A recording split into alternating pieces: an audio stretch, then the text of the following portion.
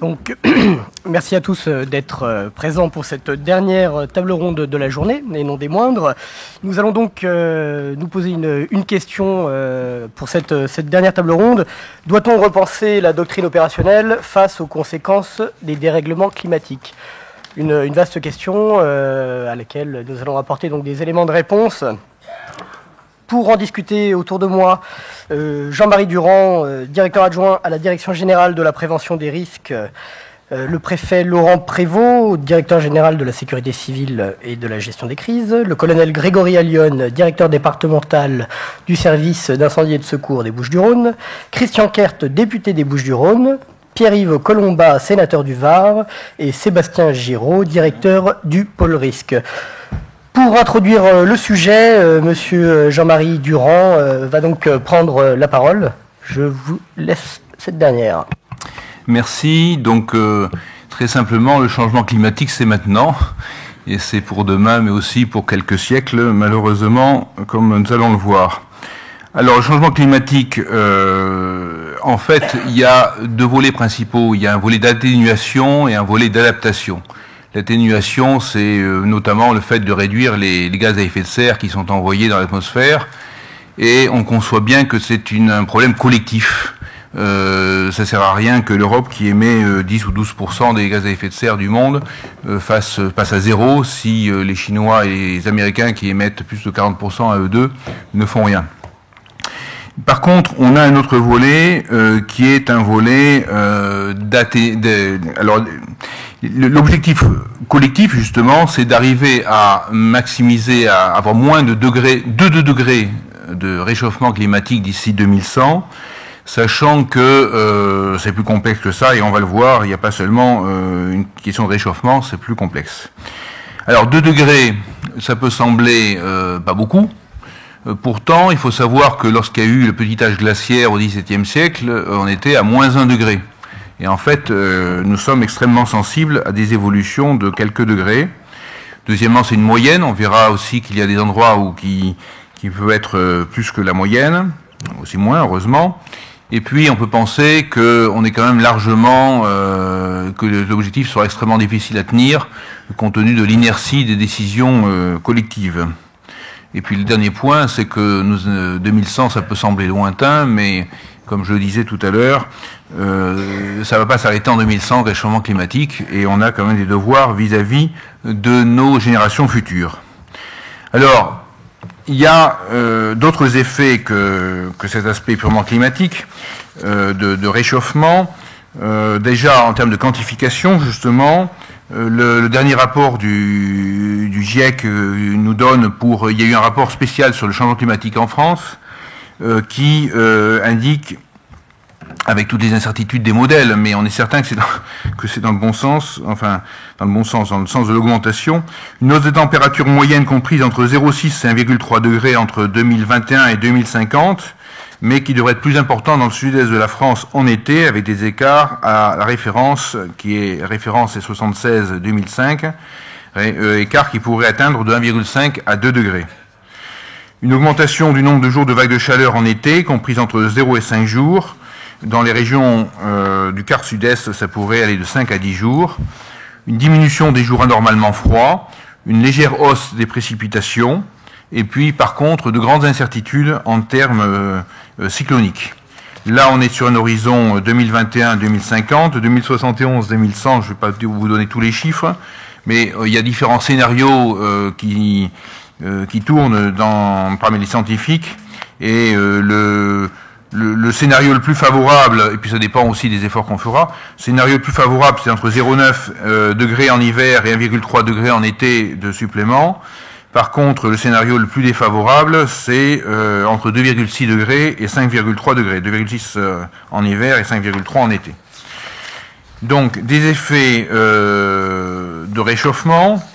Et ces effets de réchauffement ont, bien entendu, des conséquences diverses et nécessitent des adaptations, et cette fois l'adaptation elle est beaucoup plus locale, elle peut être au niveau national, elle peut être au niveau régional, de telle manière, et puis je dirais, on l'a dit tout à l'heure, chacun est responsable de sa propre sécurité, et donc je dirais quand on construit une maison par exemple, on sait qu'en France on construit une maison en moyenne pour 100 ans, eh bien il faut en tenir compte quand on construit une maison maintenant pour le climat qu'on pourrait estimer dans 100 ans. Alors, ces évolutions purement climatiques, c'est par exemple donc des sécheresses et des canicules bien sûr plus importantes, mais ayant des conséquences sur les élevages, sur l'agriculture, particulièrement sur les forêts. Les forêts, c'est pareil, on plante, ça dépend des espèces, mais enfin on peut planter pour 100 ans ou plus. Et qui dit sécheresse dit également moins d'eau dans les rivières. Donc ça peut être gênant pour éteindre les incendies qui seront plus nombreux. Et par ailleurs, les rivières étant des niveaux plus bas, il y aura plus de problèmes de pollution de ces rivières, donc aussi d'atteinte à la biodiversité qui, je le rappelle, nous fait largement vivre. À contrario des effets sur le niveau des mers, alors administrativement on a décidé que la mer monterait de 60 cm en 2100 parce qu'il faut bien justement en tenir compte dans les plans d'urbanisme, dans les constructions, mais on a plutôt tendance à penser que c'est une limite basse. Donc submersion, risque de submersion accru, on pense à Xynthia. Et puis derrière ça, au niveau justement, je parlais de pollution et de qualité des eaux, également des déplacements de végétation, donc plantes invasives, mais aussi déplacements de maladies humaines. Et on voit que de toute façon, il y a déjà des recrudescences de moustiques et de porteurs de la dengue ou du chikungunya, y compris d'ailleurs dans le sud-est de la France. Voilà. Alors tout ça, ça peut donner l'impression de scénario pas tout à fait agréable. Quoi qu'il en soit, d'une part, c'est malheureusement, nous sommes tous dans le même bateau, pourrait-on dire, sur la même planète, en moins pour quelques centaines d'années encore au minimum. Et donc par rapport à ça, outre les efforts collectifs qui vont se traduire par la grande conférence climat COP21 à Paris en fin d'année, au niveau de l'atténuation, donc il y a un plan national d'adaptation au changement climatique qui est un plan 2010-2015 qu'il va falloir bientôt, dont il va falloir faire le bilan et qu'il va falloir renouveler de telle manière à ce que l'on puisse limiter les conséquences pour nous et nos enfants. Merci pour ce constat, qui n'est pas des plus réjouissants, mais bon. Je vais donc laisser la parole maintenant à Monsieur le Préfet Laurent Prévost, en lui posant cette question. Quelle est la vision de la Direction Générale de la Sécurité Civile? Quelles sont les réflexions éventuellement menées à l'heure actuelle sur cette problématique? Bien, écoutez, merci. À question ouverte, réponse moins binaire que d'autres tout à l'heure. D'abord, par rapport à ce que vient de dire collègue de l'environnement, il y a un certain nombre de constats qu'il faut poser. En 2012, il y a eu 1000 déclarations de catastrophes naturelles. En 2014, nous étions à plus de 2000. Alors évidemment, la série statistique est courte, mais il y a une occurrence des événements sur notre territoire, bien sûr, qui est quand même significative. Alors souhaitons d'ailleurs que ça ne continue pas sur le même rythme dans les années qui viennent, ça serait pour le moins inquiétant. En contrepartie de ça, constatons aussi que certains phénomènes qu'on aurait pu imputer au réchauffement climatique, comme les feux de forêt, connaissent depuis quelques années un point assez bas, sans doute lié d'abord aux conditions climatiques et aux pluies, mais aussi aux doctrines d'emploi et de traitement de ces sinistres que la France a mis en place et aux équipements qu'elle a mis en place au cours des années. Pour autant, le ministre en parlait ce matin, c'est en Suède qu'il y a eu des incendies qui ont nécessité l'engagement de moyens européens, ce qui d'ailleurs a rappelé à nos amis des pays nordiques qu'il ne fallait pas regarder d'un mauvais œil les capacités de bombardiers d'eau que les pays du Sud pouvaient détenir. Et puis naturellement, on a tous en mémoire un certain nombre d'événements climatiques survenus aux quatre coins du globe, qui nous concernent aussi parce que, vous le savez, la France est présente sur l'ensemble de la planète avec ses territoires ultramarins, et nos concitoyens peuvent être très directement concernés par ces phénomènes, au-delà même de l'appui qu'on peut apporter aux pays voisins. Et puis naturellement, il y a eu ces inondations historiques en Europe centrale. Alors, face à ça, on peut se dire, est-ce que le système français, si on veut faire un peu de nombrilisme, et j'en ferai un peu, mais j'essaierai d'en sortir, est-ce que le système français est robuste? Est-ce qu'il répond? Est-ce qu'il est bien adapté? Si on regarde sur les crises récentes, une réponse rapide pourrait peut-être de dire finalement oui, puisque tous les phénomènes qu'on a constatés ces années passées ont été traités, ont fait l'objet d'une réponse opérationnelle. Le nombre des victimes est finalement resté, je mets les guillemets là où il faut, très limité, et la plupart de ces victimes sont souvent victimes d'imprudence, plus que des phénomènes directement eux-mêmes. Nous avons une organisation qui est bien structurée, avec une chaîne de commandement qui descend du national au zonal, au départemental et au communal, ou qui remonte dans l'autre sens, si on veut partir de l'échelon communal. Et nous avons un calibrage de moyens qui, encore une fois, a permis de faire face aux phénomènes qu'on a connus ici, comme d'ailleurs sur les Outre-mer. La France, par son modèle, par son organisation, apparaît plutôt comme un modèle. On reçoit un nombre invraisemblable de délégations venues des quatre coins du monde qui viennent regarder comment nous sommes organisés, quel matériel nous avons, les salles de commandement, enfin bref, on apparaît plutôt comme une référence que comme un repoussoir. Et puis nous sommes nous-mêmes les premiers contributeurs au mécanisme européen de protection civile en termes de capacité déclarée et donc de ce que nous apportons, de ce que nous pouvons apporter en cas de besoin. Et nous formons chaque année de nombreux experts qui rentrent dans les mécanismes soit dépendants des Nations Unies, soit de l'Union européenne, pour intervenir là aussi en cas de besoin à l'extérieur de nos frontières. Alors pour autant, est-ce qu'il faut s'arrêter là et dire finalement tout va très bien, merci, avec les perspectives que M. Durand nous a rappelées? Bien sûr que non. Et bien sûr qu'il ne faut pas s'arrêter à ce constat qui pourrait être rassurant. D'abord parce que nous sommes dans une ère où les moyens ne sont pas inépuisables et sont comptés, que ce soit les moyens d'État ou les moyens dépendants des établissements publics et des collectivités. La ressource humaine, on n'a pas arrêté de le dire depuis ce matin, est fragile et demande un engagement constant. Et puis, je crois que ça a été dit dans l'atelier juste avant, on voit bien que les exercices de planification et de préparation sont encore incomplets et qu'on ne peut pas en rester à ce constat. Alors sur quoi travaillons-nous? Quels sont nos projets, nos réflexions? Je vais aller très vite sur 6 items, mais rassurez-vous, je sais qu'il faut qu'on s'arrête avant ce soir. Et donc, je vais simplement les lister. Ils sont d'importance, il n'y a pas d'ordre hiérarchique, je le dis tout de suite. Le premier, c'est très clairement que nous devons continuer à travailler sur la doctrine et sur les outils.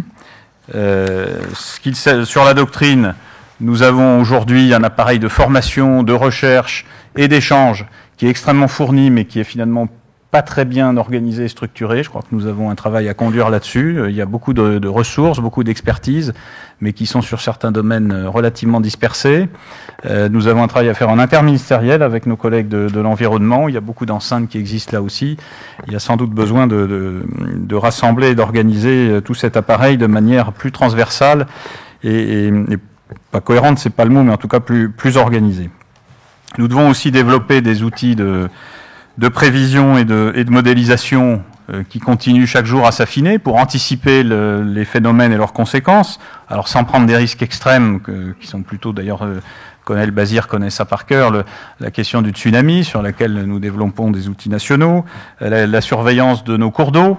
21 000 kilomètres sont aujourd'hui équipés par les services qui relèvent du ministère de l'Environnement. C'est le tiers du linéaire de cours d'eau. Bon, donc il y a encore des progrès, on ne peut pas tout faire, mais il y a sans doute matière à améliorer les choses. Bien sûr, les effets des problèmes de submersion marine, enfin bref, on sait qu'on a encore besoin de progresser. Et puis nous avons de nouveaux outils qui rentrent maintenant dans le paysage relativement courant.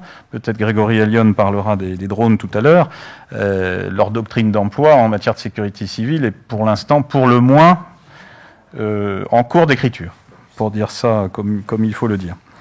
Deuxième thème, nous devons travailler naturellement sur la complémentarité des moyens par rapport au risque. Le ministre y a fait allusion très rapidement dans son intervention.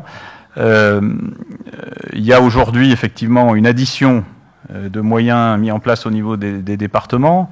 Nous devons réfléchir à une vision qui soit un petit peu moins cloisonnée par territoire et avec des échelons de réponse au risque qui ne se limitent pas à l'addition de moyens départementaux.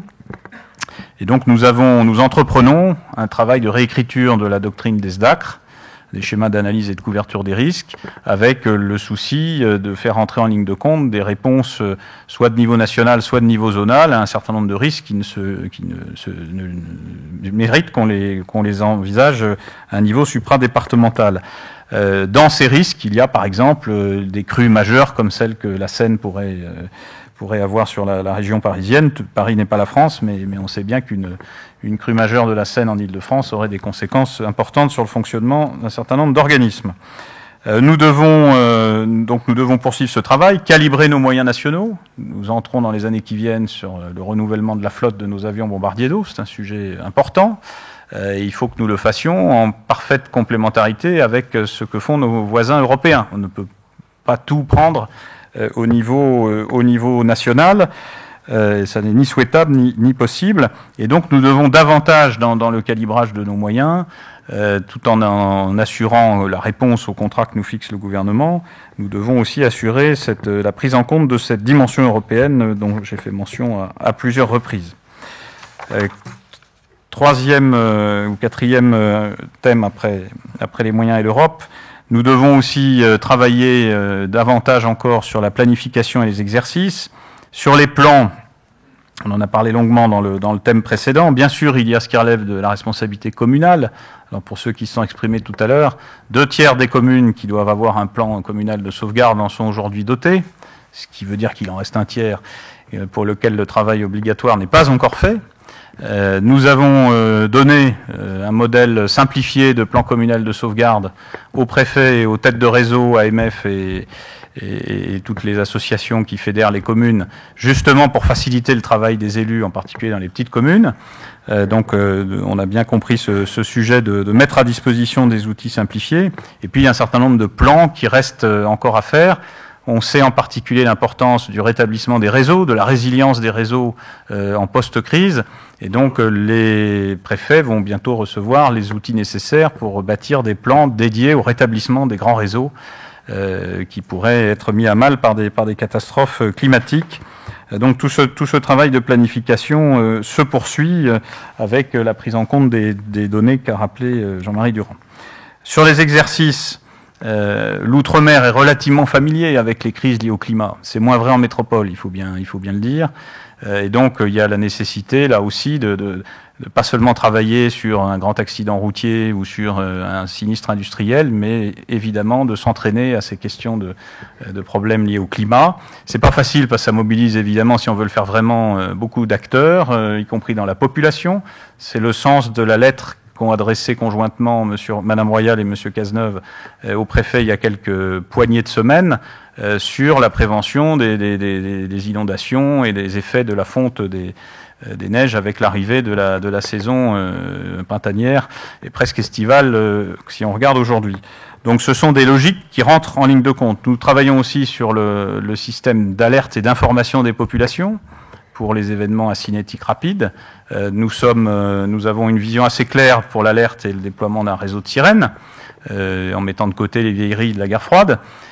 En revanche, nous sommes encore, et il y a ici certains partenaires industriels, nous sommes encore en arrière et sans doute en retard sur le volet de l'information de la population à l'approche d'un événement climatique important et des consignes à passer.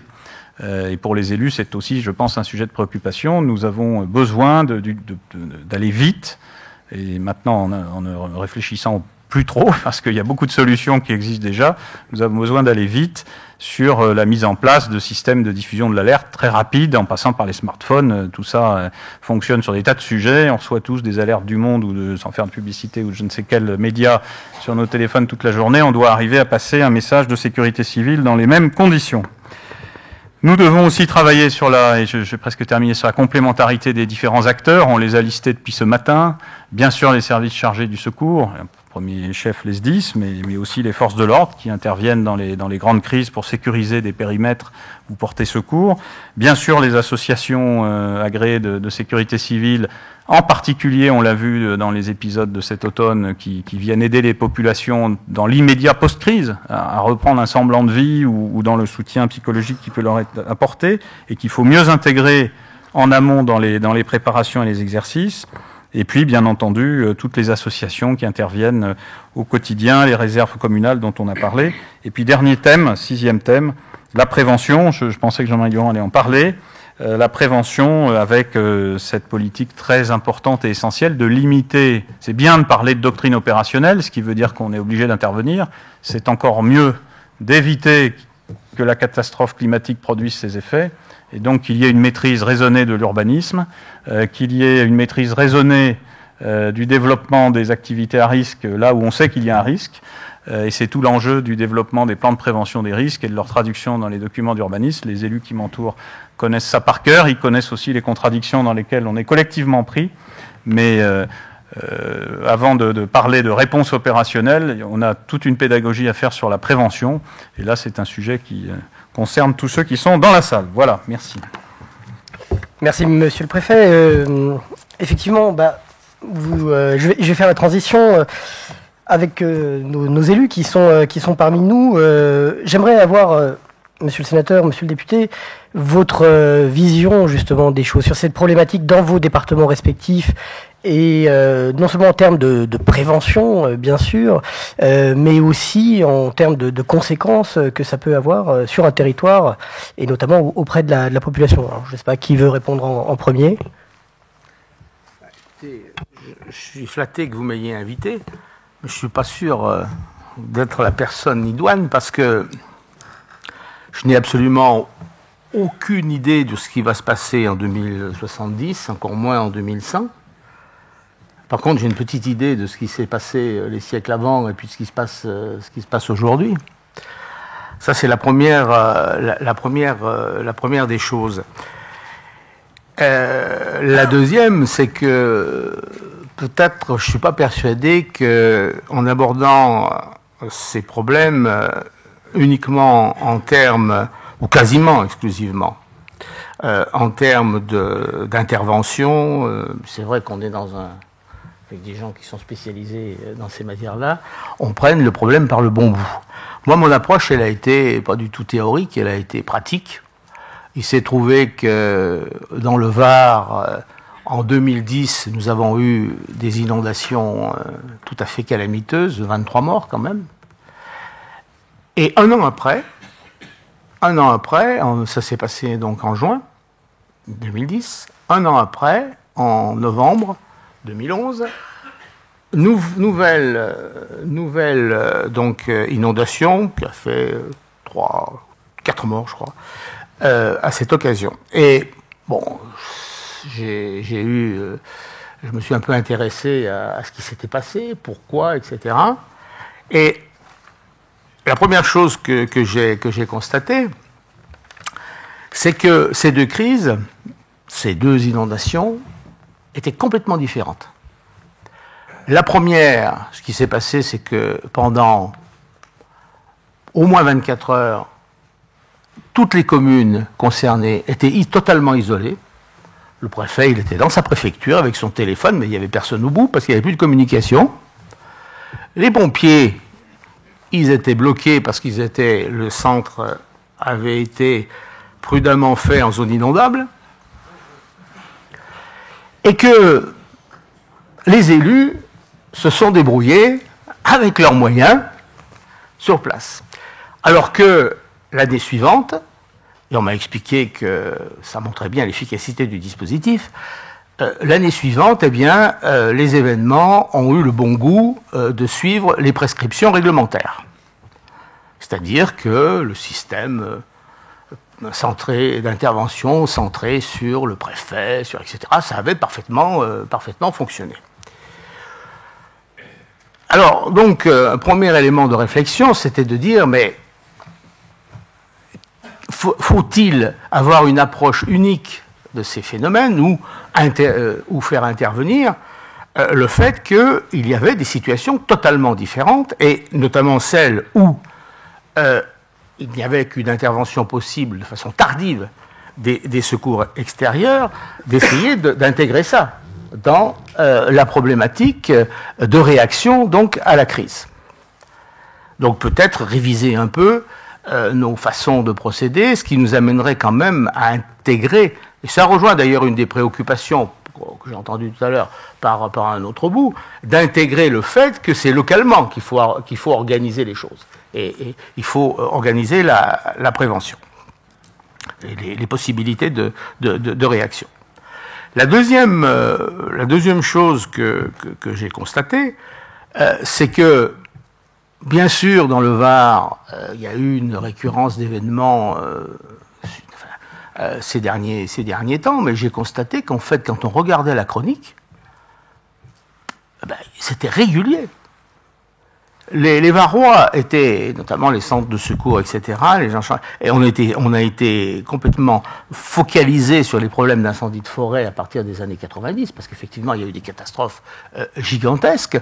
On avait complètement oublié les inondations, mais quand vous regardez la chronique, des inondations, il y en avait tous les 10 ans, et partout dans le Var. Ce qui fait complètement sorti de la mémoire. C'est-à-dire, c'est une constante, les choses sortent très vite de la mémoire. Et constatant qu'il ne se passait rien. Il y a des inondations récurrentes, mais il ne se passe rien. On réagit à chaque fois, etc. Et c'est vrai qu'il y a eu les interventions sont en général très efficaces, enfin, etc. Mais il n'y avait pas de politique de prévention.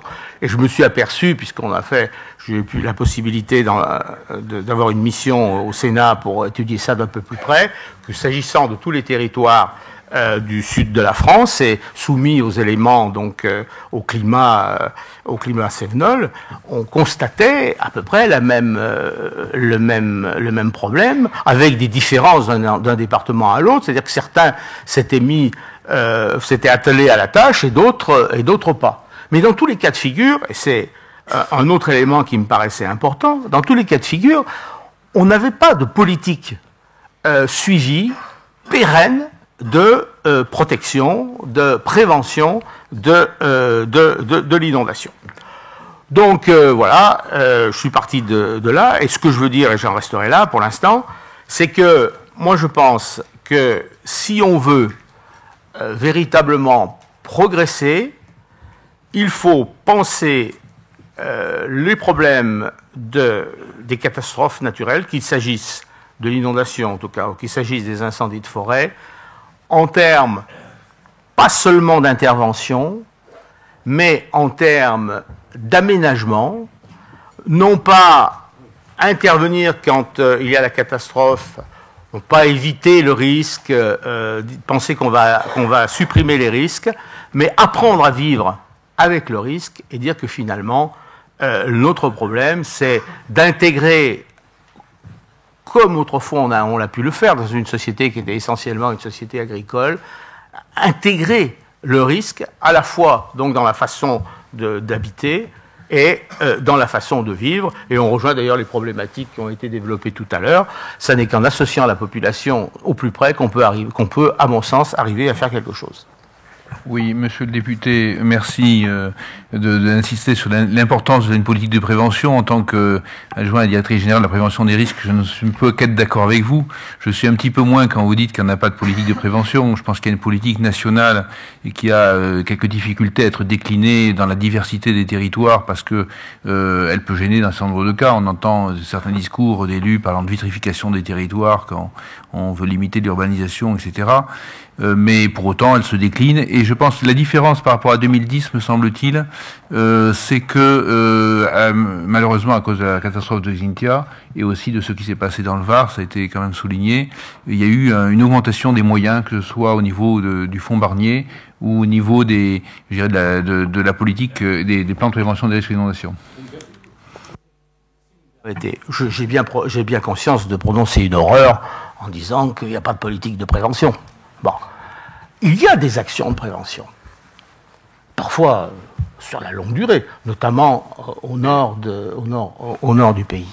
Mais ce que j'ai découvert, on a essayé de pallier au problème, à la déficience. Personne n'est responsable. On ne savait pas qui était responsable. Qui a la compétence? Maintenant, depuis la loi MAPPAM, ce sont les intercommunalités qui exercent leurs compétences qui peuvent l'exercer à travers des établissements publics de bassin, parce que c'est à ce niveau-là qu'il faut penser la prévention. Mais je veux dire, c'est récent, ça date de l'année dernière. Bon, ensuite, est déjà combattu. Pardon ? Est déjà combattu. Déjà combattu, elle a été combattue à l'époque. Ils essayent il y a tout un tas de gens qui essayent de la saboter maintenant. Bon, c'est bien. Bon, en plus, c'est ceux qui sont en principe chargés de ces questions-là. Et deux, il n'y a pas de financement. Si, la loi prévoit une taxation, on fait une possibilité de lever une taxe justement pour la compétence. C'est précisément ce que j'ai fait passer, cher ami. Voilà. Et jusque-là, il n'y avait pas de possibilité. Toute opération était une opération ad hoc. Il fallait trouver des financements. Il y en a qui en ont trouvé. Et de façon, soit ils contribuaient, soit il y avait des aides de l'État, soit le fameux fonds Barnier, mais qui n'est jamais que l'utilisation des fonds de l'assurance. Hein. Bon. Donc à chaque fois, il fallait inventer un mode de financement. Et précisément, si on a une difficulté en matière de politique de prévention pérenne sur l'ensemble du territoire, c'est aussi précisément parce qu'on n'avait pas les moyens financiers de véritablement mettre en place cette politique. Mais bon, j'en ai peut-être déjà trop dit. Non, mais c'est très bien, je veux qu'on se parle franchement autour de cette table ronde, c'est bien. Du coup, on va aller faire un petit tour du côté des Bouches-du-Rhône et savoir, j'ai posé la question crûment finalement, y a-t-il une politique de prévention dans les Bouches-du-Rhône ?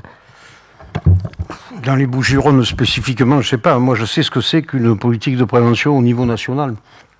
D'ailleurs, il était temps que vous me passiez la parole, parce qu'ici, je suis chargé de faire la symbiose entre la notion de sécurité et la notion de prévention. Donc ça tombe bien pour mettre d'accord les deux intervenants. Je comprends tout à fait le propos de mon collègue sénateur qui relaie des préoccupations d'élus locaux. Et c'est vrai que par rapport à ces politiques de prévention qui sont relativement récentes dans le temps, une trentaine d'années, certains élus locaux, vous le savez, monsieur le préfet, se trouvent un peu désorientés. Néanmoins, il faut quand même aussi reconnaître, chers collègues, qu'il y a des élus locaux qui font pas d'efforts désespérés en matière de prévention. Quand vous évoquiez Cynthia tout à l'heure, bon, je vous rappelle les freins qui avaient été apportés au simple fait de voter des plans de prévention aux risques naturels. Il y a donc je crois qu'il y a une véritable prise de conscience en matière de prévention qui doit être faite. Alors, il y a bien sûr la direction des risques, et puis il y a un certain nombre de structures qui sont chargées de ça. Il y a le COPRNM, le Conseil d'orientation des politiques de prévention, puis il y a un certain nombre d'autres structures qui se sont créées. La tâche n'est pas facile parce qu'elle est énorme. Compte tenu des progrès scientifiques et technologiques, on peut par exemple améliorer toute la cartographie. Il y a 2 ou 3 ans, on est passé par exemple d'une cartographie de 5000 communes exposées au risque sismique à une cartographie de 20 000 communes exposées au risque sismique. Bon, c'est donc dire que c'est évolutif, la politique de prévention, et qu'il faut donc que nous ayons à cœur, chacune et chacun de nous, de suivre. Il y a le problème de la responsabilité des élus, responsabilité administrative et puis responsabilité pénale. Et vous le savez, monsieur le préfet, parfois les élus ne sont pas tout à fait conscients de leur propre responsabilité pénale. Et lorsque vous toutes et vous tous vous parlez de formation, je crois que bien sûr il y a la formation qui s'adresse aux techniciens, aux spécialistes, aux secouristes que vous êtes, mais il y a aussi la formation en direction des élus locaux. Et là, je vous assure, elle n'est pas complète, elle n'est pas encore parfaite, et vraiment, je crois qu'il y a un effort singulier à faire, parce que quand même, c'est l'élu local le premier maillon de cette politique de prévention, puis demain, de cette politique de sécurité. Donc c'est un premier axe. Deuxièmement, lorsque le sénateur disait où sont les compétences, c'est en train en plus de se complexifier depuis qu'on fait naître les métropoles, chers collègues. Parce que quelle sera, si on fait disparaître les intercommunalités à l'intérieur d'une métropole, comment est-ce qu'on va redistribuer les compétences entre région, conseil général, métropole, d'autant que les métropoles pourraient mettre un terme à certains conseils généraux. Et donc là, la loi, à cet égard, n'a pas encore répondu. Il nous appartient effectivement d'y répondre dans une politique globale, je crois, d'aménagement de territoire. Sur les transformations de climat telles que vous les avez exposées et telles que vous les avez repris.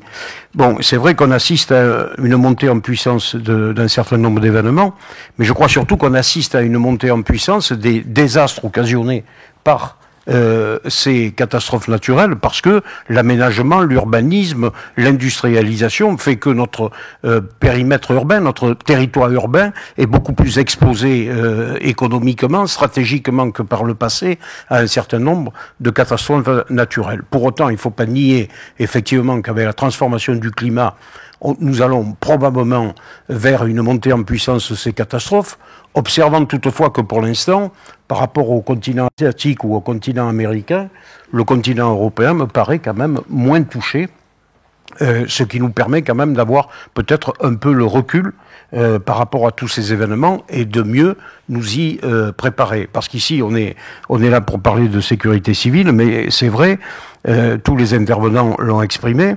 la vraie sécurité, elle commence par une véritable politique de prévention. Et à cet égard, il me semble que la France est quand même parmi les pays au monde les mieux aguerris en matière de réglementation et de législation sur les politiques de prévention. C'est à parfaire, bien entendu.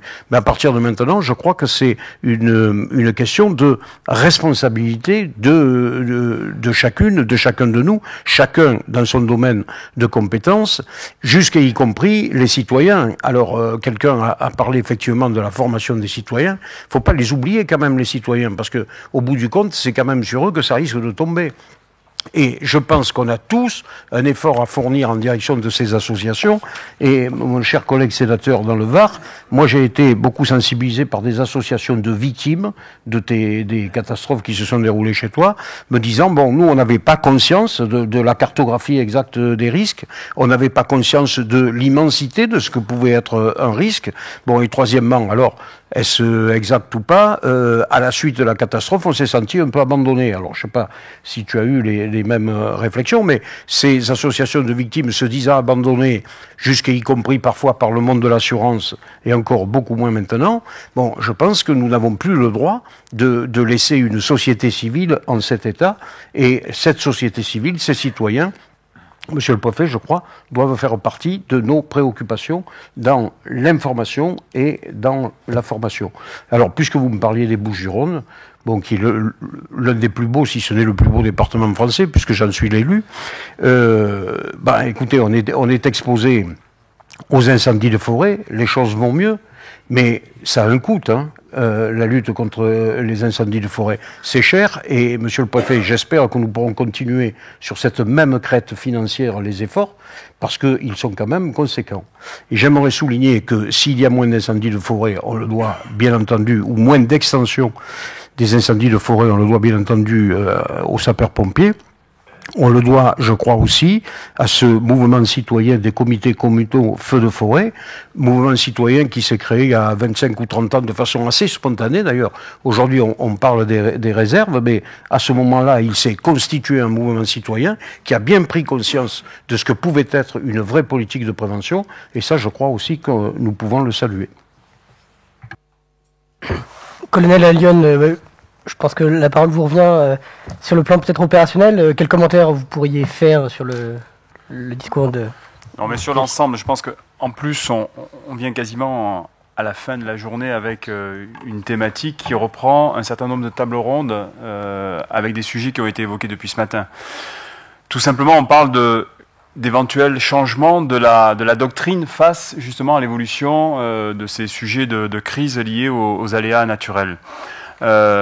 Alors pour ce qui me concerne, on peut évoquer le sujet de doctrine opérationnelle, effectivement, puisque en charge du SDIS des Bouches-du-Rhône, on parlera effectivement de ce sujet-là et comment on adapte nous la réponse et comment effectivement on peut proposer d'organiser la réponse d'une manière plus, je dirais, nationale. Mais le sujet, effectivement, c'est que je vais proposer aujourd'hui de faire un parallélisme avec ce qu'on a connu dans le cadre du feu de forêt.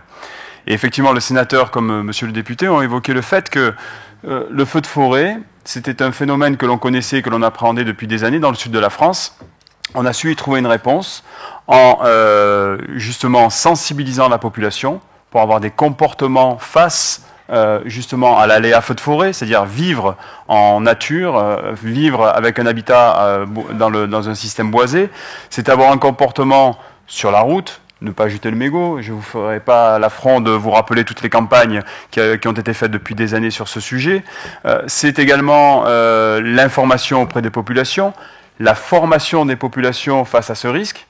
Et ça a été aussi la sensibilisation des populations grâce effectivement à l'engagement citoyen, bénévole, des comités communaux feux de forêt qui étaient initialement organisés au niveau de la commune, qui se sont organisés aujourd'hui de manière départementale et qui vont vers aussi une organisation, voire régionale, zonale, puisqu'ils se mettent en relation en ce moment. Donc, ce qui veut dire qu'ils ont bien commencé à anticiper ce phénomène qui pouvait prendre une ampleur au-delà de la commune, au-delà du département, voire même zonale. Donc ils sont prêts à avoir cette réponse-là et ce sont des citoyens.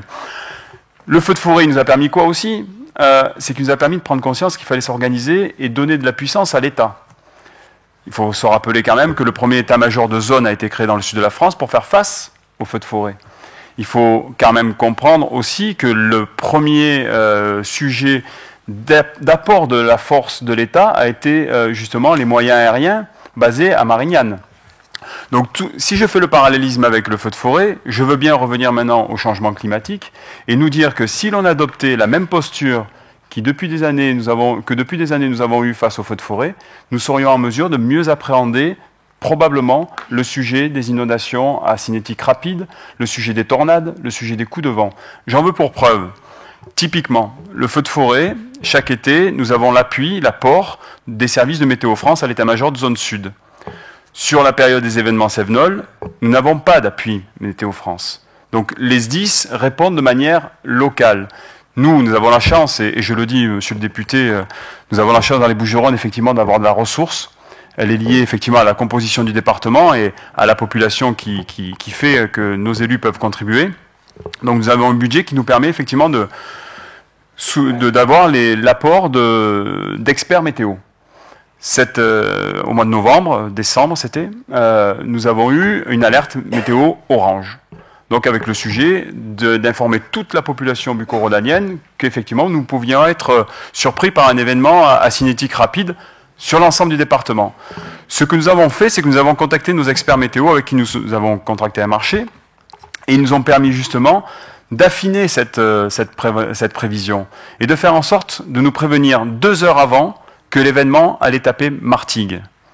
Et 2 heures avant, effectivement, il nous disait que la cellule orageuse qui se déplaçait sur la Méditerranée allait se développer et allait taper Martigues. Donc ce que j'ai relevé, c'est tout simplement qu'il fallait mettre en œuvre probablement une appréhension de manière plutôt zonale que locale, puisqu'aujourd'hui on a la capacité, mais cela ne me dérangerait pas d'aider nos collègues et de faire en sorte que tous ensemble nous puissions devenir un peu plus forts et répondre de meilleure manière. Mais cela veut dire aussi que cela nous permet à nous, service d'incendie, de faire 2 choses. De prévenir le directeur de cabinet du préfet, prévenir les maires concernés, prévenir les comités communaux feux de forêt qui sont organisés en réserve de sécurité civile. Donc ça veut dire que la réponse va être adaptée, ça veut dire que l'ensemble de la population va être informée, et ça veut dire aussi que le SDIS est en mesure de dire que sur le territoire qui sera concerné, d'adapter aussi sa réponse opérationnelle, de mettre des éléments en préventif, comme on a eu l'habitude de le faire en feu de forêt, tout simplement. Donc aujourd'hui, changer de doctrine, je dirais non, simplement faire en sorte d'adapter la doctrine que l'on connaît depuis des années, qui fait que l'on a des bons résultats en matière de lutte contre les feux de forêt. Et je soulignerai qu'il ne faut pas baisser la garde, parce que pour avoir connu, même si mes cheveux blancs pourraient me trahir, mais je suis encore probablement jeune et certains collègues me le rappellent régulièrement. Mais j'ai connu quand même un certain nombre de feux de forêt, et un certain nombre d'autres périodes. J'ai vécu les feux de forêt en tant que gamin de 79, j'ai vécu 90, et à partir de 90, on se disait, mais finalement, on n'a plus de feux de forêt. On peut baisser la garde, on va répondre au secours à personne, parce que ça devient une mission importante. Et on s'est pris 2003. Moi, ce que je suggère, c'est de garder la même doctrine, de ne pas baisser la garde, parce qu'on n'a jamais été aussi près, justement, en matière de feux de forêt, d'aller vers l'événement dramatique. Et le dernier élément, je finirai en cela, c'est que sur ces événements, sur ces gestions de crise naturelles, effectivement, l'Union européenne doit être un acteur, un moteur et un coordinateur, puisque ces sujets-là ne sont pas seulement nationaux. Merci, j'espère qu'on pourra revenir sur cette question de l'Europe. Un commentaire peut-être.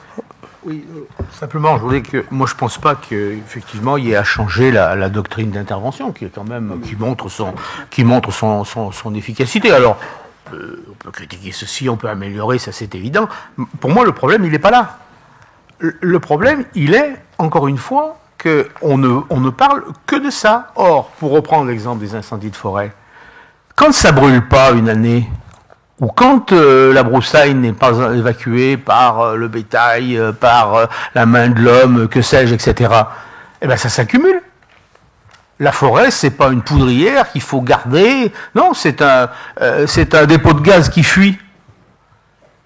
Et ce qui brûle pas une année, brûlera une autre année. Alors dans 2 ans, dans 3 ans, dans 5 ans, dans 15 ans.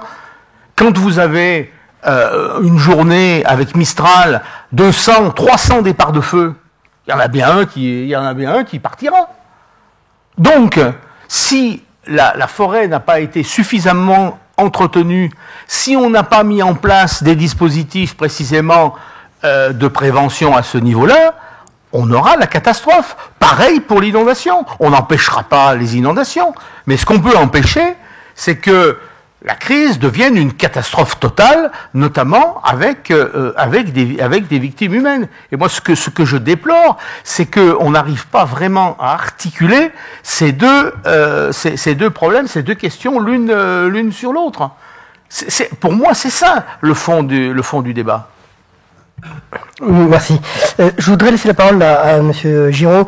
Vous êtes directeur du pôle risque. J'aimerais déjà que vous nous rappeliez peut-être succinctement ce que c'est et que vous nous parliez aussi d'innovation technologique, des réponses que ça peut aussi éventuellement apporter. Bonsoir. Donc j'ai la chance de fermer presque cette table ronde. Le pôle risque en 2 mots, c'est un pôle de compétitivité. Il y en a 70 en France. C'est une démarche qui a été initiée qui date un peu, mais en 2004 par l'État, et qui vise à créer des synergies entre entreprises, laboratoires de recherche et organismes de formation en vue de faire émerger des projets de recherche et développement, accompagner l'innovation, et maintenant de plus en plus, puisque les pôles ont 10 ans, on est aussi en charge d'accompagner la structuration de filières et le développement économique autant en France qu'à l'export des filières que nous animons.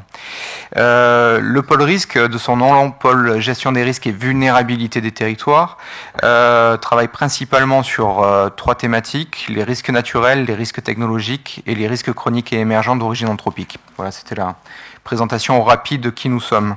Nous sommes une association, et c'est un réseau aujourd'hui d'à peu près 260 adhérents, et nous sommes basés à Aix-en-Provence, donc encore des sudistes présents dans la salle. Pour rebondir sur ce qui a été dit, je voudrais juste partir d'un constat et dire que on parle de doctrine opérationnelle, et aujourd'hui on connaît quand même des mutations, et ces mutations elles sont aussi technologiques. Alors, ça a été dit au cours de la journée, on est loin du saut pour aller éteindre les incendies dans les villes. Désormais, on utilise des moyens aéroportés. On a aussi des outils de télécommunication qui sont de plus en plus précis. On parle de big data, on parle d'énormément de solutions.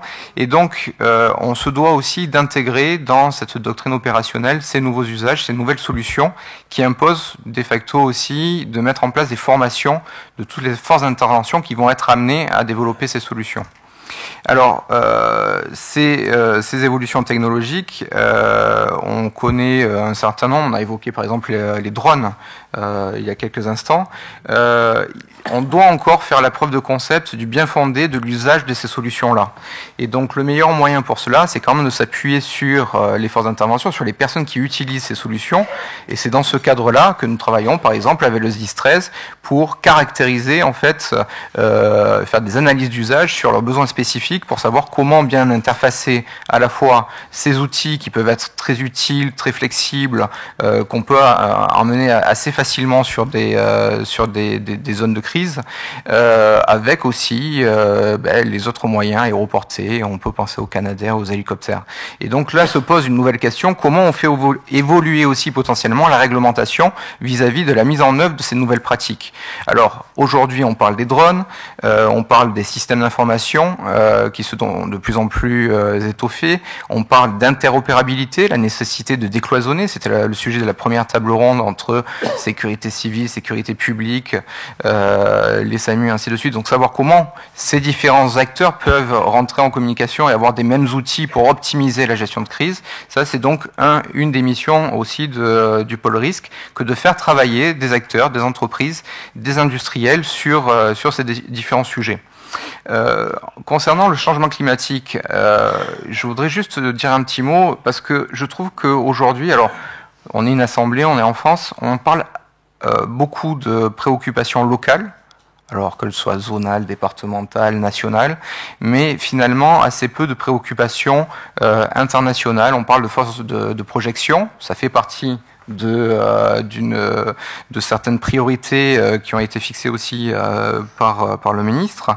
Mais finalement, ce qui est important, c'est de se dire que ce que nous avons de plus beau à vendre aussi, c'est cette doctrine d'intervention, mais c'est aussi les compétences de nos entreprises françaises. Et pour cela, je pense qu'il est nécessaire de pouvoir aussi travailler, d'essayer de constituer une sorte d'équipe France pour pouvoir promouvoir ces solutions à l'export, parce que ça sera le meilleur moyen aussi, du coup, de faire en sorte que ces solutions-là soient intégrées dans des normalisations, des certifications ou dans les nouveaux référentiels qu'on pourrait imaginer à l'international. Moi, je voudrais juste témoigner de 2 missions que nous avons réalisées il y a peu de temps. En Australie, nous avons signé une convention de partenariat avec le Bushfire australien et aux États-Unis. Et je peux vous dire que on n'est pas non plus dans des pays sous-développés. Ces pays sont très regardants sur nos pratiques, sur notre doctrine d'intervention. Ils sont très intéressés pour savoir comment, justement, autant d'un point de vue formation de nos forces d'intervention que sur nos technologies, on est capable de pouvoir intervenir. Et il est crucial, je pense aujourd'hui, de vous passer un message, c'est il faut qu'on arrête aussi cette guéguerre de qui doit porter, qui doit financer. Aujourd'hui, certains acteurs, je vais prendre un sujet autour du changement climatique, donc le sujet de cette table ronde, la surveillance environnementale peut passer maintenant, par exemple, par des solutions satellitaires. Ces solutions satellitaires, elles sont issues d'un grand programme qui a été initié au niveau communautaire, qui est le programme Copernicus. Il faut savoir que ce programme, aujourd'hui, on est en train de se poser la question, quel service aval on va pouvoir diffuser à travers cette constellation de satellites qui est en train d'être mise en place. On réfléchit à comment structurer tout ça, alors que des acteurs étrangers, et je n'en citerai qu'un pour illustrer mon propos, Google est prêt à mettre un gros chèque sur la table pour récupérer toutes les données issues de ces constellations pour pouvoir diffuser du service qui pourrait être du service gratuit qui viendrait en complément de l'offre par ailleurs. Donc intégrer la nécessité pour nous de se dire que il y a la nécessité de faire évoluer nos doctrines, mais aussi d'accompagner la structuration de la filière industrielle de sécurité civile. Bien entendu, il ne faut pas jouer petit, jouer dans notre coin. Et il faut que notre démarche, autre sujet qui peut-être n'a pas été encore évoqué aujourd'hui, je vais peut-être mettre les pieds dans le plat, comment cette filière industrielle de sécurité civile s'inscrit-elle dans la filière de sécurité qui vient d'être constituée, qui a tout juste 1 an et demi, et qui a vocation aussi à cataloguer les compétences françaises, à les promouvoir au niveau international. Qu'est-ce qu'on fait à ce sujet-là ? Merci. J'aimerais bien avoir peut-être un commentaire de votre part, colonel Allen, sur ce qui vient d'être dit, sur cette place des innovations technologiques. Je rajouterais même une autre question. En fait, je vais me placer sur l'humain et sur la partie technologique. Tout le monde le sait dans la salle, et une grande partie en tous les cas dans la salle sait que j'ai pris la direction de ce beau département pour les services d'incendie et de secours depuis le mois d'octobre dernier. Donc effectivement, j'ai passé 6 mois dans une forme de tunnel à découvrir cette organisation et à voir ce que mon prédécesseur avait pu commencer et débuter notamment sur tous ces sujets. Et j'ai découvert 2 items et qui font partie du point commun avec tout ce qu'on vient d'évoquer depuis ce matin.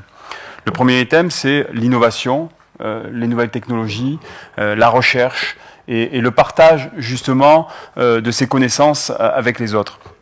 Mon prédécesseur avait initié les drones.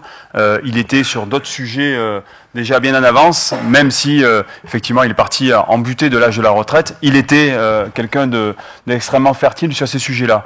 Et j'ai justement à transformer l'essai. Donc c'est quelque chose que l'on va intégrer effectivement dans la structure, que l'on va identifier comme étant une cellule innovation, recherche technologique, développement durable, mais ça c'est pour partie. Mais je dirais qu'on a ce sujet au sein du SDIS 13 de faire en sorte d'être justement à la pointe sur un certain nombre d'innovations. La grande chance, c'est que l'on a le pôle risque à côté. Et je dis en cela que c'est une chance parce que, effectivement, nous avons mis à disposition un officier, nous avons des ingénieurs au sein de la structure, et nous pouvons développer cela. Ce que je regrette, et fondamentalement, j'ai passé 5 ans à l'État, et je viens de prendre mon poste, donc, au sein du SDIS. Ce que je regrette, c'est que je sois au sein du SDIS pour pouvoir le faire. Voilà. Donc, quand je vois tout ce que j'ai pu faire à la DG par ma propre énergie, j'apprécierais qu'effectivement, cette thématique soit abordée par l'État, au niveau zonal probablement, et au niveau de la DG. Mais aujourd'hui, elle n'en a pas les moyens. Donc, c'est pas le sujet. Et je ne remettrai pas, monsieur le directeur, monsieur le préfet, ce sujet-là. Mais par contre, c'est ce que je regrette personnellement. Le deuxième sujet que je voulais aborder, c'est la partie humaine. On en a parlé depuis ce matin. On voit la partie technologique, le rôle, mais la partie humaine. Une belle école a été mise en place au sein du SDIS des Bouches-du-Rhône. Très belle école, très bel outil. Et effectivement, on a évoqué cela depuis le début d'année. On s'oriente au sein du SDIS des Bouches-du-Rhône pour faire en sorte d'accompagner nos élus, pour faire en sorte qu'ils découvrent réellement qui on est, ce que l'on fait, et également passer le cap et les initier, les informer sur la culture de sécurité civile. Parce que tout à l'heure, on a entendu un maire parler de sa ville de 60 000 habitants, tout ce qu'il avait pu traduire sur son secteur. Nous, on souhaite effectivement que nos élus locaux soient porteurs de ce message. Mais ils n'ont pas la culture de fait, parce qu'ils arrivent à des responsabilités qui les accaparent dans une forme de vortex administratif, et on doit les aider à se sortir pour justement les accompagner. Et c'est une mission du SDIS, de mon point de vue. Voilà. Merci. Je vais demander au directeur général de la sécurité civile de réagir peut-être aux propos précédents. Non, mais Grégory Allione regrette que l'État ne puisse pas investir un certain nombre de champs. On va dire, il ne faut pas que ce soit un regret, monsieur le directeur. C'est plutôt une invitation à faire mieux et plus. Et c'est le cœur de nos propres réflexions. C'est tous ces sujets. On voit bien qu'au travers de tout ce qu'on dit, il y a plus. Bon, je mets de côté les politiques de prévention, la maîtrise de l'urbanisme, l'aménagement, qui mériteraient en soi un thème complètement à part. Bon, mais sur ce qui vient d'être dit là à plusieurs reprises, on a à la fois des projections et des anticipations à faire, parfois sur des temps extrêmement longs. C'est vrai qu'on n'est pas habitué à réfléchir 2100, voire au-delà sur certains phénomènes. Bon, ça correspond pas à notre mode de fonctionnement, ni au calendrier court des décideurs. Donc c'est pas simple, et on a besoin d'avoir un appareil de recherche, d'enseignement, qui soit capable d'anticiper, en s'appuyant sur toutes les enceintes que pilote d'ailleurs pour une bonne part le ministère dont relève Monsieur Durand. Le deuxième sujet, c'est les doctrines et les moyens et les outils. Bon, on a effectivement des enceintes très capées, si je puis dire, l'ENSOS, un certain nombre de services. On aurait pu parler de l'entente sur les feux de forêt. Il y a clairement une expertise là qui est historiquement développée dans cette enceinte. Je crois qu'il faut bien distinguer ce qui relève d'une approche sans doute nationale sur l'examen de l'utilité d'un certain nombre d'outils, sur ce qu'on peut en faire, et puis ensuite ce qui relève des acteurs locaux en matière d'équipement, puisque c'est comme ça que c'est organisé en dehors des moyens nationaux, mais qui sont quand même, il faut le dire, pas les plus nombreux aujourd'hui. Bon, et sur l'équipement fait au niveau local, on peut effectivement, ce que vous venez de rappeler, procéder SDIS par SDIS, alors parce qu'un colonel, votre prédécesseur au cas d'espèce, était intéressé par tel ou tel sujet, et puis sans doute avait des ressources financières pour, on part sur quelque chose. Celui d'à côté, parce que en même temps, on va partir aussi sur le même sujet, mais sans forcément en parler avec son voisin, surtout s'ils ne sont pas dans la même zone ou la même région. Je crois que c'est là où le travail qu'on essaye de lancer, enfin qu'on lance, pas qu'on essaye de lancer, c'est qu'on lance, mais sans être certain du résultat, c'est ce travail précisément de faire bosser les services qui sont présents dans une zone, et pas simplement les SDIS, mais l'ensemble des acteurs de la sécurité civile, et de les faire réfléchir sur les zones sur les risques, qui s'affranchissent des limites départementales. Et il y en a. Tout ne s'arrête pas avec les petits pointillés sur la carte Michelin. Bon, donc le sujet, ça va être, à mon sens, qu'au travers de cette approche zonale, Alors le périmètre des zones qui a été évoqué ce matin, évidemment qu'il faut qu'il s'adapte à l'architecture des nouvelles régions. On verra ensuite combien il y aura de zones, mais il est clair que les limites zonales doivent bouger avec la carte des régions, ça va de soi. Mais au-delà de cette question de périmètre, les zones doivent avoir ce rôle de mise en commun de l'approche sur la cartographie des risques, sur les moyens qu'il convient de mettre en place pour y faire face, et c'est peut-être pas la meilleure solution, pour reprendre l'histoire des drones, que chaque SDIS ou chaque service, peu importe que ce soit les SDIS ou un autre, d'ailleurs ça peut être le service d'un conseil général ou que sais-je, ou d'une mairie, s'équipe d'une multitude d'outils, si on ne sait pas pourquoi faire, et qui les emploie, et dans quelles règles d'emploi. Donc là, on a un vrai sujet qui est que sur des crises, on parle des catastrophes naturelles et du changement climatique, on n'est pas dans la gestion de l'accident de la circulation, qui est quand même le risque le plus nombreux. Enfin, on parle de choses qui dépassent un peu ces concepts de proximité. Là, on a vraiment à construire une approche qui sorte un peu des frontières administratives, voire politiques, dans lesquelles on a jusqu'à présent été pris les uns et les autres, avec un très bel outil. Il faut surtout pas le jeter, c'est pas du tout l'objet de mon propos, ni je pense d'aucun de ceux qui sont là, mais avec un outil qui aujourd'hui est confronté à des menaces dont on voit bien qu'elles dépassent la limite de la carte administrative. Donc on a un vrai sujet devant nous là, mais qui se traitera pas en 15 jours, qui demande un petit peu de profondeur. Merci beaucoup. Je voudrais qu'on revienne rapidement sur cette notion de culture de sécurité civile et revenir au niveau de la population. On en parle depuis ce matin. Mais est-ce que cette culture de sécurité civile ne doit pas être complétée par une culture du risque local, c'est-à-dire se dire qu'au niveau des territoires, il y a certains dangers, donc il faut apprendre peut-être à vivre avec, mais aussi avoir des comportements responsables, c'est-à-dire sur des zones qui ne doivent pas être urbanisées, d'empêcher ces constructions. Voilà. Je ne sais pas si c'est la table ronde de maintenant ou si c'est la table ronde précédente, enfin j'en sais rien. Mais de toute façon, juste quand même pour vous répondre à cette question, on voit bien, on prend l'exemple du risque d'inondation et puis du fait qu'il peut rien se passer pendant 10 ans ou 20 ans ici, parce que quand on parle de crue centenale, de toute façon, il peut y avoir 2 crues centenales 2 années qui se suivent, mais il peut y avoir aussi pas de crue centenale à cet endroit-là pendant 300 ans. C'est parfaitement possible. Mais à titre d'illustration, il y a quand même beaucoup d'élus qui posent une question fréquente. On fait des digues, mais des digues pour protéger de petites inondations qui arrivent tous les 10 ans, donc pas des risques majeurs centenales. Et donc quand on a fait une digue qui protège en moyenne pendant 10 ans, mais qui peut protéger ici pendant 30 ans, à ce moment-là, il y a un certain nombre d'élus qui vont dire, vous voyez, il n'y a pas d'inondation, ça fait 30 ans qu'il n'y a pas eu d'eau ici, donc on peut construire. Voilà. Alors, et on a oublié que la digue, en fait, était là pour une protection sur 10 ans, n'était pas là pour une protection sur un risque majeur. Et une difficulté qu'il y a, c'est que je dirais presque, d'un point de vue purement pédagogique, mais c'est pas forcément facile à mettre en œuvre en pratique, c'est que les digues qui protègent pour 10 ans, elles ont comme conséquence d'affaiblir la culture du risque pour les vrais risques qui sont majeurs. Alors, dans l'avantage d'éviter des dégâts tous les 10 ans, c'est déjà pas mal, mais ça aggrave ça diminue la perception du risque et ça aggrave les risques majeurs. Merci.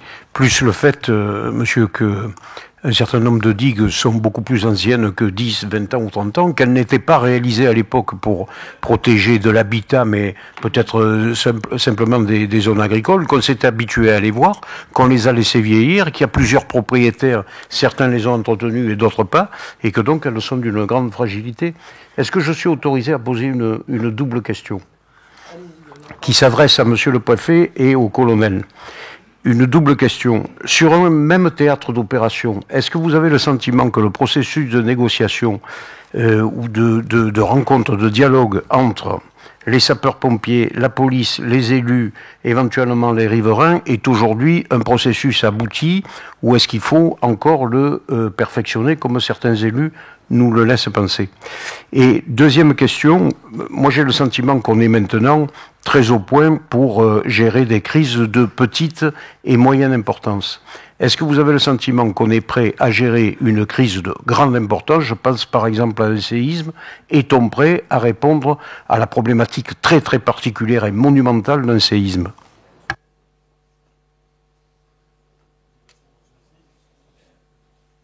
Je vais même répondre sur les deux sujets.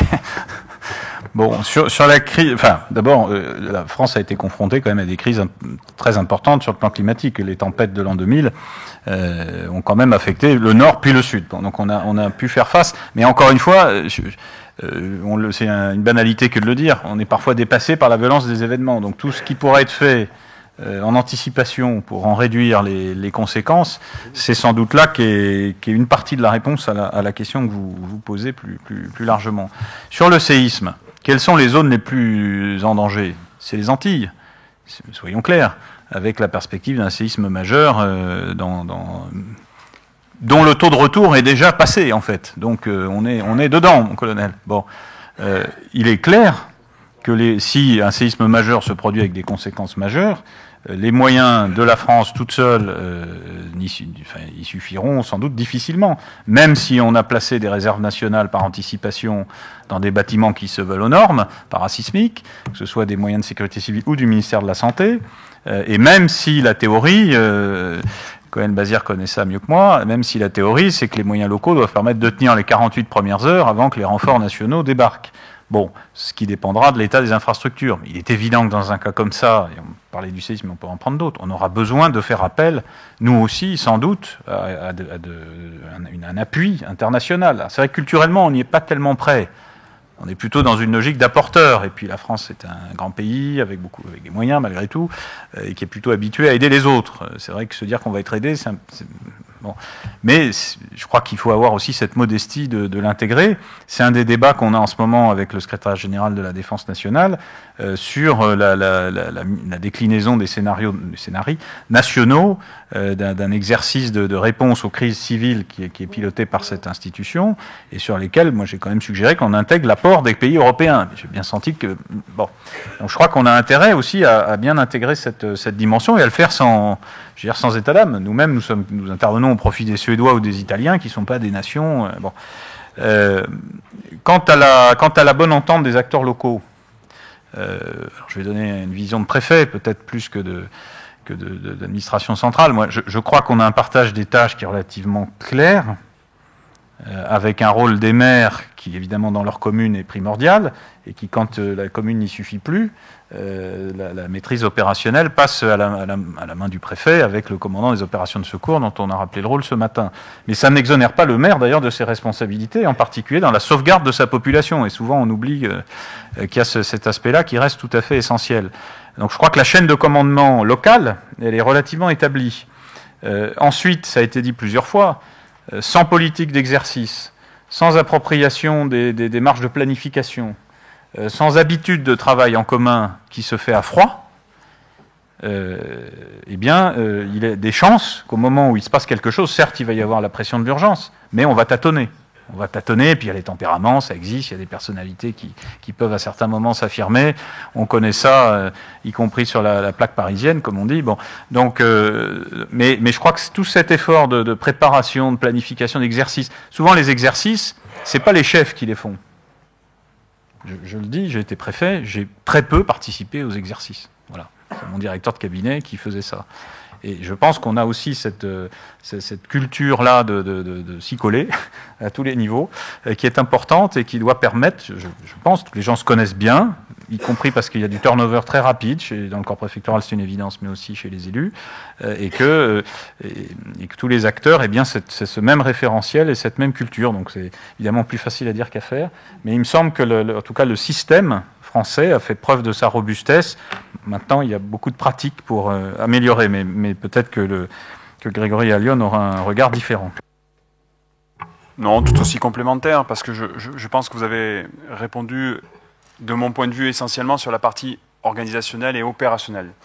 Et pour répondre à la question de monsieur le député, effectivement, sur la partie opérationnelle, je ne pense pas qu'il y ait quoi que ce soit à redire. Et d'ailleurs, je suis assez mal placé pour le dire, mais je pense qu'effectivement, on a un système abouti.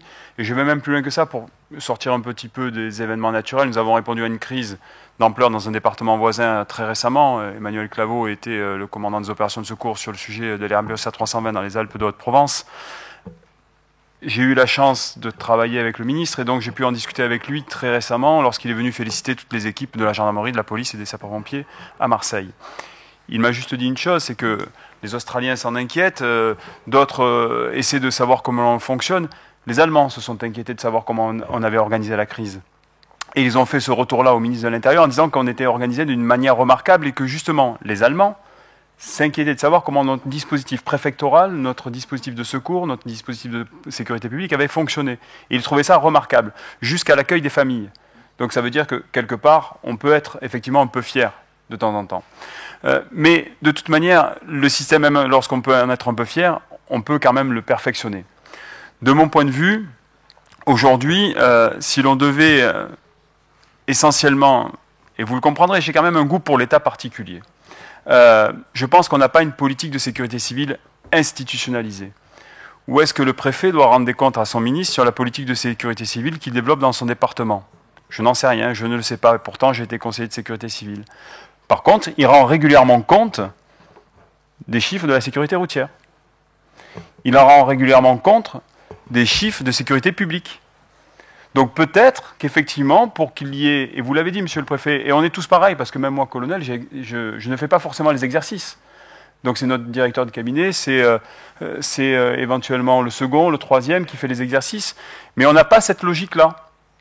Or, je pense qu'effectivement, il s'agirait que cette politique de communication institutionnelle permette au préfet de parfois plus s'impliquer. Et on le voit bien sur le territoire. C'est-à-dire que dans les départements du sud de la France, il y a des sujets, les préfets sont régulièrement impliqués, ou dans les DOM, puisqu'on a des sujets aussi compliqués et qui méritent de l'interservice. Mais dans d'autres départements, c'est l'initiative locale ou l'initiative préfectorale parce que de l'appétence pour la matière, tout simplement. Ce n'est pas institutionnalisé. Sans trahir de grands secrets, comme il y a une certaine proximité intellectuelle, comme on fait à peu près les mêmes constats, il y aura sans doute des mesures correctives apportées assez rapidement à la situation qui vient d'être décrite. Voilà, mais je n'en dirai pas plus. Merci. Il y avait un commentaire peut-être du sénateur. Oui, je voulais répondre à M. Durand. Vous avez réaffirmé la doctrine, hein, très bien. Moi, je suis persuadé que tant qu'on continuera à poser le problème comme vous l'avez posé, c'est-à-dire le seul problème de la prévention, c'est il ne faut pas construire. Bon. Oui, je caricature à peine. Je voudrais quand même vous faire observer qu'il y a quand même 40% du territoire français qui est en zone inondable. Alors, je ne sais pas si vous allez déménager ceux qui habitent en zone inondable. Selon le rapport de l'OCDE, la prochaine inondation de la région parisienne, ça coûtera 40 milliards. Vous allez les déplacer? Bon. Et puis en plus, quand vous allez voir les gens, moi j'en ai vu dans le Gard, dans des endroits absolument invraisemblables, ils ont été absolument sinistrés, mais ils n'ont pas du tout envie de partir. Bien. Et puis, vous nous dites, finalement, vous dites aux élus locaux, voilà, il faut faire un certain nombre d'investissements, il faut mettre en place des politiques, enfin, etc. Mais vous n'en tirerez aucun avantage pour votre commune. Après, vous ne pourrez rien faire de plus. Et même, vous nous l'avez dit, plus vous ferez des améliorations, plus vous affaiblirez la culture du risque. Donc, plus vous faites des investissements, plus vous mobilisez, plus vous donnez aux gens l'impression qu'ils sont en sécurité, donc plus vous aggravez la situation. C'est drôlement excitant pour un élu. Ouais. Bon. Surtout jusqu'à présent, où on n'avait pas un sou en plus pour travailler. Moi, si vous voulez, mon idée, c'est qu'il ne faut pas poser le problème comme ça. Ça ne veut pas dire qu'il faut construire n'importe où. Il y a des aberrations évidentes. Bon, on en a vu, bien.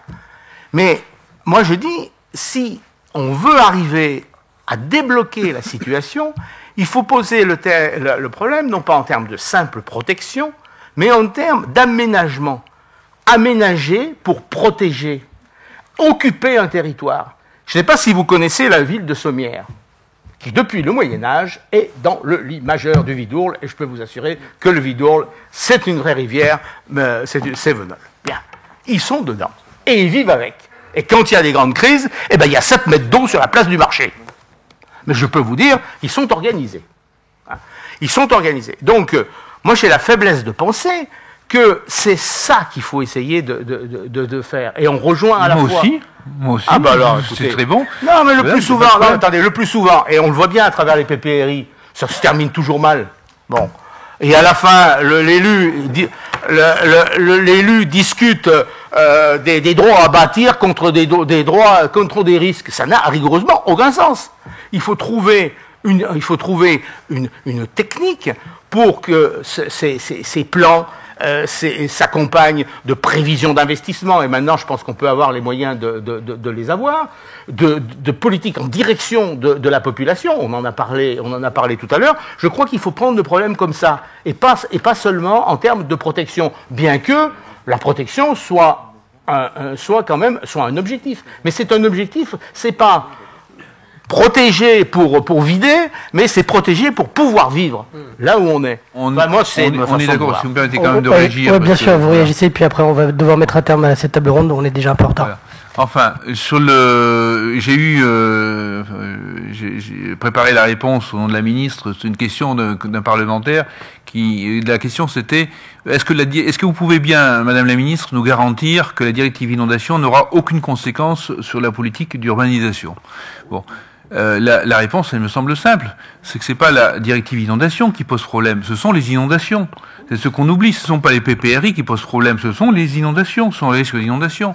Les PPRI, et oui, la réalité, elle est là. La réalité, c'est qu'il y a des risques d'inondation. Alors, on essaye de se mettre d'accord parce que c'est des études techniques, c'est pas toujours simple. Et puis on peut toujours contester les études techniques et on peut y passer 10 ans ou 20 ans à approfondir la connaissance. Mais au bout d'un moment, on essaie de se mettre d'accord sur les risques d'inondation. Et le PPRI, c'est qu'est-ce qu'on fait à partir d'un constat partagé au maximum localement. Et donc qu'est-ce qu'on fait? C'est effectivement qu'à certains endroits, il faut pas construire.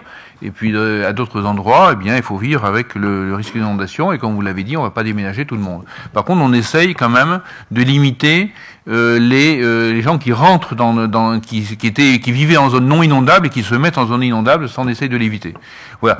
Donc je pense qu'on est d'accord. Alors après, c'est très difficile à appliquer sur le terrain parce que il y a des enjeux très importants d'économie, de développement des territoires, etc. Et je crois que c'est un vrai challenge de la nouvelle compétence GEMAPI, de gestion des milieux aquatiques, ça c'est la partie plutôt eau et biodiversité, et de prévention des inondations, ça c'est la partie Direction générale de la prévention des risques, qui a été donc dans la loi MAPAM de janvier 2014 et qui à la fois donne des nouvelles compétences parce que c'est des compétences qui n'existaient, qui s'étaient perdues. Ça a été dit, on ne sait plus qui avait quelle digue, qui était propriétaire de quelle digue, qui n'avait pas été faite pour des enjeux modernes, etc. Qui à la fois donne qui associe les compétences justement de prévision, de prévention des inondations aux compétences de développement des territoires, que ce soit les mêmes qui s'en chargent et qu'ils aient les moyens avec une taxe. Voilà. Merci beaucoup. Écoutez, je crois qu'on a bien compris les deux visions. Allez, une petite minute encore pour laisser la parole à la salle. Est-ce qu'il y a au moins une question? Non? Question ou pas? Non? Eh bien, écoutez, dans ce cas-là, on va mettre un terme à cette table ronde. Merci beaucoup. Merci.